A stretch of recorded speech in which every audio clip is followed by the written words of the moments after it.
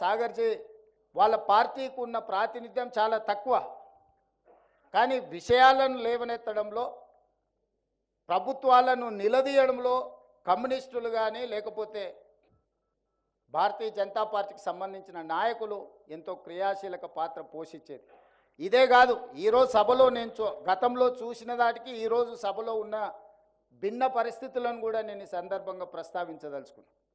పాలకపక్షానికి ప్రధాన ప్రతిపక్షానికి ప్రతిస్తంభన వచ్చినప్పుడు, అంశాల విషయంలో విభేదాలు వచ్చినప్పుడు, సభ పదే పదే వాయిదా పడ్డప్పుడు ఇలాంటి పక్షాలు, అది కమ్యూనిస్టులు కావచ్చు, భారతీయ జనతా పార్టీ సంబంధించిన నాయకులు కావచ్చు, ఆనాడు సాగర్జీ లాంటి వాళ్ళు లేచి రెండు పక్షాల మధ్యలో ఒక సమన్వయం చేసి సభ వాయిదా పడితే స్పీకర్ గారి రూమ్లో పాలకపక్షాన్ని ప్రతిపక్షాన్ని శాసనసభ వ్యవహారాల మంత్రులతో అవసరమైతే ముఖ్యమంత్రులతో కూడా మాట్లాడి ఆ ప్రతిస్తంభనను తొలగించి